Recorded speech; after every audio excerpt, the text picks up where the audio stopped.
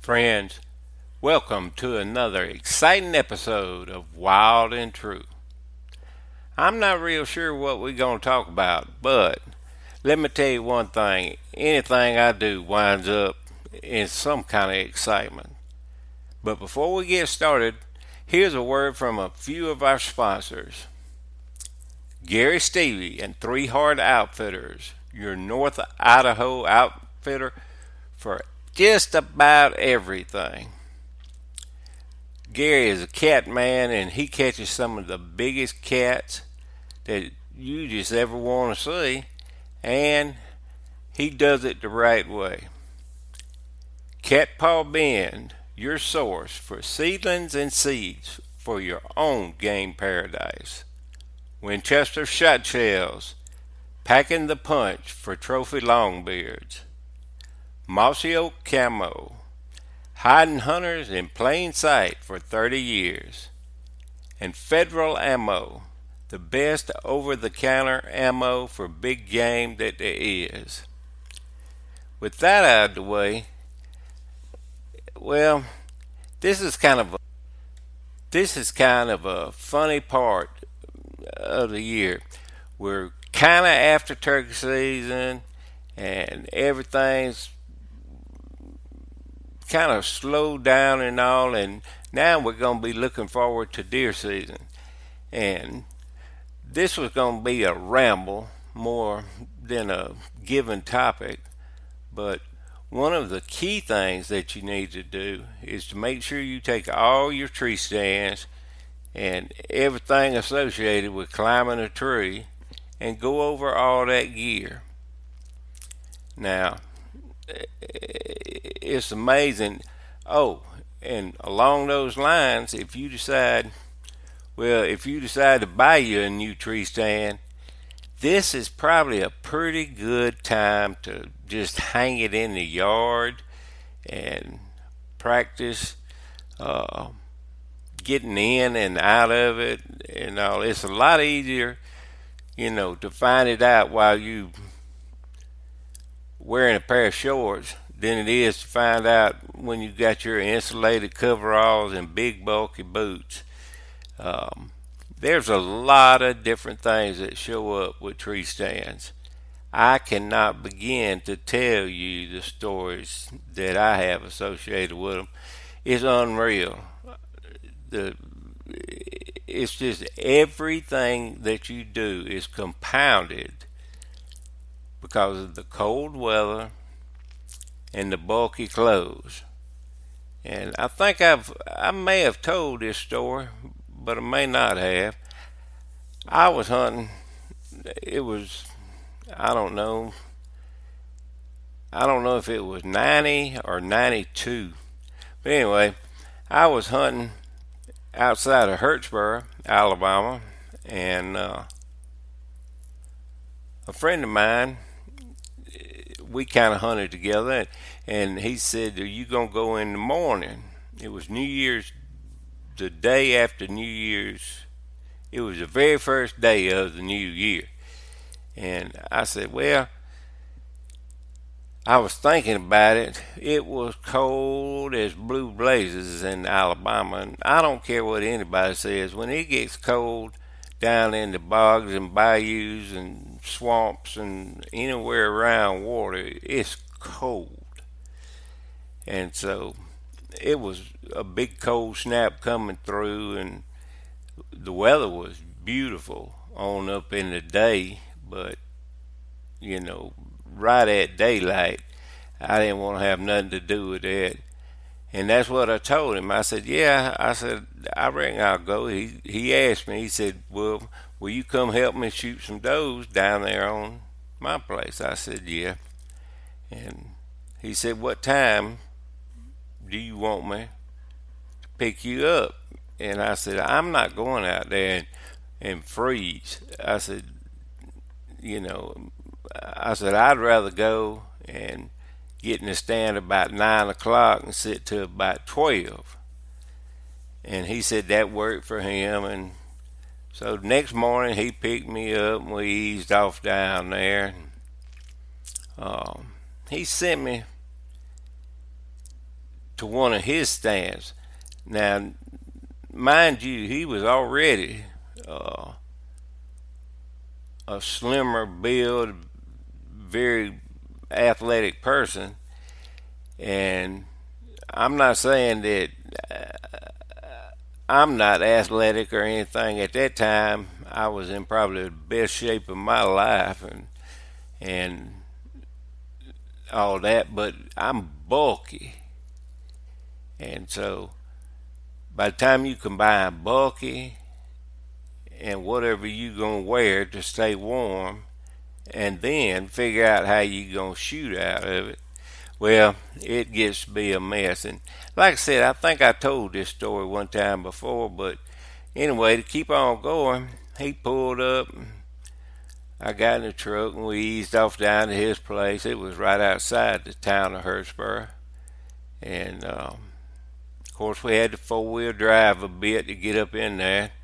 Finally got up in there, and he pulled up on this kind of a pine ridge, and the place had been select cut and it and managed, and it was pretty open, understory down through there and everything. Typical, deep south bird hunting country. And we pulled up at the top, and there was kind of a gully that ran off down through there. And he said, just follow this gully on down there, and he said, you'll see the stand and all that kind of stuff. I said, okay. So I got out of the truck and off down through there I went, and of course I was looking for the stand, hoping I wasn't going to run past it and all that kind of such, and I spotted it down there. And you know how you get out of a climber, a lot of times you'll leave the bottom at the bottom of the tree and then leave the on a two-piece climber and leave the upper portion kind of cattywampus off to the side where you can get in and out of it and everything. So I got to the bottom of the tree, and I learned a long time ago that if I'm gonna carry my little pack and rifle and all that kind of such, I carry a pull-up rope, and that way it at least lets me get up in the tree and get organized before I get up there and get all my stuff. Well, I don't remember the exact brand name of the tree stand, but as soon as I climbed up into it and kind of went up through the piece that you use for your arms that you ultimately end up sitting on, I knew I was in trouble. It was like trying to put a hard-boiled egg in a straw. It just wasn't going to happen easy. And so I finally popped out the top and got all squared away, and I always try to figure out how high to climb and everything. Well, this one was pretty easy because I just climbed till I saw where they cut the limbs, on the side of a pine tree a lot of times, and they're like my climbers. I've got a folding saw that actually hangs on the climber. It's got a scabbard, so to speak, and it's right there on the top portion of the climber, so I can cut and keep going if I feel like it and everything. But this one didn't have that and all, and so long story short, I finally got up there and got squished down between the rails. And I don't wear a lot of clothes, but the clothes I wear are good ones. And I had one of our own parkers on, and it was a stenciled parker. It actually was one of the best hunting jackets I've ever had. But anyway, it went to about mid-knee length, mid-thigh length, and it wasn't that bulky, but anything's bulky then. And so I finally got situated around there and got my gun and hauled it up, and hauled up my fanny pack, and figured out which way that was the best way for me to be facing and all. And I'm right-handed, and I just never practiced shooting left-handed or anything like that. I need that arc. Um, Basically, I always point my shoulder at the bottom of a tree. I point my left shoulder towards the goblin, and that allows me to swing that shotgun from way round to the right, all the way round to the back. It covers the biggest arc.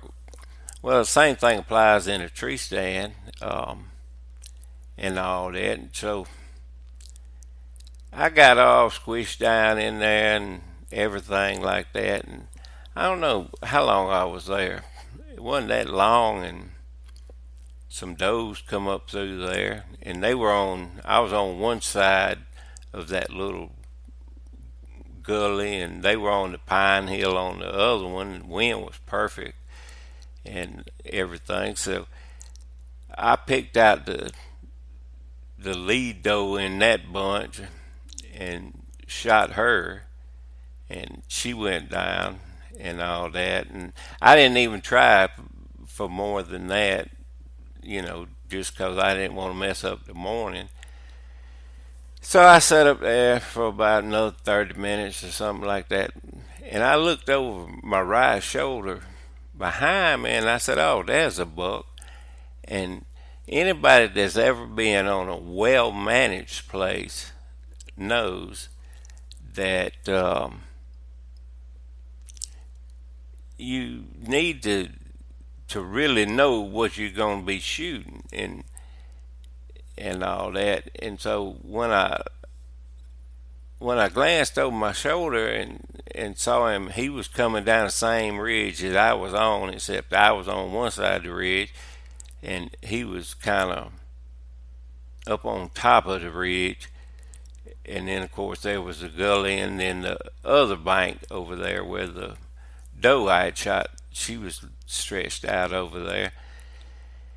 And so I looked at him, and I just remember it just like it was yesterday. I just looked over my shoulder, and I said, "Oh, there's a buck." And he was probably, at that time, I don't know, 125, 130 yards. He was up at the top of the rise, and he was working his way down through there. And so I sat there and all that kind of stuff, and I said, just playing it back in my mind right there in the tree stand. I said, I better look at that buck close. I said, he might be big enough to shoot. And so I turned my head kind of easy, kind of looking back behind me, down through there, and I finally picked him up in there, and there was no way I could get my rifle on him, but I could get my binoculars on him. As soon as I saw him through the binoculars, I knew that, he was big enough to shoot. I knew I was going to put him on the wall. And that's kind of the way we judged it. If you shot him on somebody else's place, you were going to mount him and all that kind of stuff. So anyway, this is when all the wheels started coming off the wagon. First, I got he's coming down this hill, and he's not being slow about it, but he's not being fast about it. He's just coming. And I'm like, man, can I let him get up here even with me? Which in afterthought may have been the best way to go about this whole deal. But I knew what he was. I knew he was a big mature deer and all that kind of stuff. And so in the South, when I hunt down there, a lot of people that hunt with me, they tell me, they say,